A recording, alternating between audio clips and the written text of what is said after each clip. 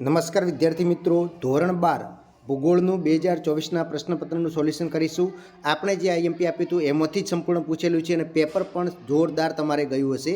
તો આપણે શરૂઆત કરીએ છીએ સેક્શન એથી. તો માનવ ભૂગોળના કેન્દ્ર સ્થાને કોણ છે? તો એકદમ ઇઝી છે. માનવ ભૂગોળની અંદર કેન્દ્ર સ્થાને માનવી છે.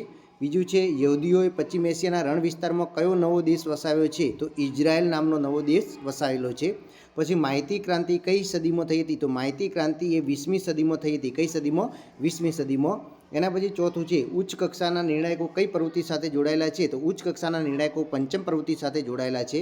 પછી વિશ્વમાં કયા દેશમાં સૌથી વધુ ગીચ રેલ માર્ગો આવેલા છે? તો વિશ્વની અંદર બેલ્જિયમની અંદર સૌથી વધારે ગીચ માર્ગો આવેલા છે.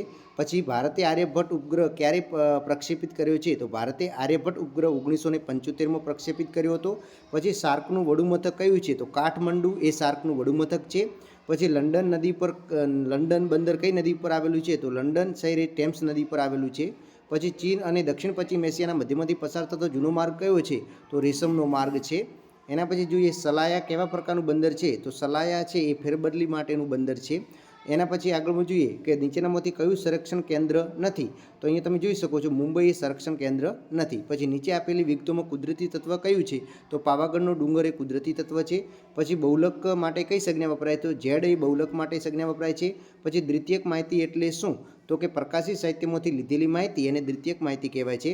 પછી નાટમો સંસ્થા ક્યાં આવેલી છે? તો નાટમો સંસ્થા એ કોલકાતામાં આવેલી છે.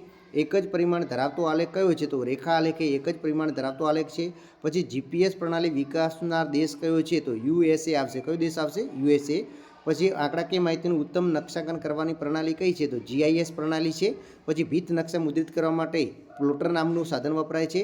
પછી નીચેનામાંથી કયું સોફ્ટવેર નિઃશુલ્ક છે? તો જીઆઈએસ સોફ્ટવેર જે છે એ નિઃશુલ્ક છે. બરાબર, ગ્રાસ જીઆઈએસ આવશે, નિઃશુલ્ક સોફ્ટવેર છે.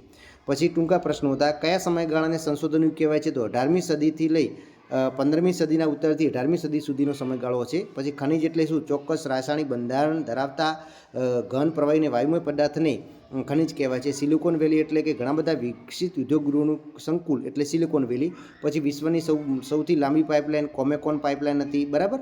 પછી ભારતમાં આધુનિક પ્રકારની ટેલિવિઝનની સેવા સામ પિત્રોડાને ફાળે જાય છે. આ પણ ઇઝી હતું. પછી વિનિમય વ્યવસ્થા એટલે શું? તો કે સાટા પદ્ધતિ. જો અનાજના બદલે અનાજ એટલે કે વસ્તુઓની આદાન થતી હોય તેને વિનિમય વ્યવસ્થા કહેવાય છે. ગ્રિફિથ ટેલરે વસાહત કઈ આપી? તો રહેઠાણોનો વિશાળ સમૂહ એટલે વસાહત એ ગ્રિફિથ ટેલરે આપેલી છે. આલેખ એ શું છે? આલેખ એ માહિતીનું આંકડાકીય માહિતીનું ચિત્રાત્મક સ્વરૂપ છે. મધ્યકનું સૂત્ર શું છે? તો x બાર બરાબર સિગ્મા xi ભાગ્યા n આવે છે. પછી જીઆઈએસનું પૂરું નામ શું છે? તો જીઆઈએસનું પૂરું નામ છે જિયોગ્રાફિકલ ઇન્ફોર્મેશન સિસ્ટમ. પછી સેક્શન સીની આપણે વાત કરીએ તો એની અંદર પણ તમે જોઈ શકો છો એકદમ આપણા જ આઈએમપી આપેલા પ્રશ્નો પૂછ્યા છે. ભારતના ભાષાકીય માળખાનો ખ્યાલ આપો, દ્વિતીય પ્રવૃત્તિના લક્ષણો, ખનન એટલે શું, તેના પ્રકાર, બરાબર, પંચમ પ્રવૃત્તિ એટલે શું, સંચાર સેવાના સાધનો છે, ઈમેલ વિશે માહિતી, બંદરોના પ્રકાર જણાવવાના હતા, વસાહતોના માનદંડ, છૂટીછવાઈ વસાહત, સંસાધનનું વર્ગીકરણ, ટપકું મૂકવી, આ બધા જ આઈએમપી પ્રશ્નો આપણે આપેલા હતા અને એમાંથી જ પૂછાયું છે. એટલે તમારું પેપર એકદમ સારું ગયું છે. સેક્શન ઈ પણ એકદમ ઇઝી પ્રશ્ન હતો, માનવ વિકાસવાળો હતો. પછી પરિવહન વર્ષ સમજી તેના મુખ્ય સડક માર્ગો હતા, વિશ્વના રેલ માર્ગો વિશે માહિતી હતી, શહેરીકરણની સમસ્યાઓ હતી, જળ પ્રદૂષણના ઉટકા, આ બધા જ આપણા આઈએમપી આપેલા હતા. નકશાપૂર્તિ પણ એકદમ ઇઝી હતું. ભારતમાં સૌથી વધુ જાતિ પ્રમાણ કેરળ રાજ્ય તમારે અહીંયા બતાવવાનું હતું. બરાબર. પછી ભારતનું રાષ્ટ્રીય ધોરીમાર્ગ નંબર 1 જે અમૃતસરથી દિલ્હી જતો હતો બતાવવાનું હતું. પછી એકમાત્ર નદી બંદર જે આપણું કોલકાતા બતાવી શકાય છે ભારતનું. બરાબર.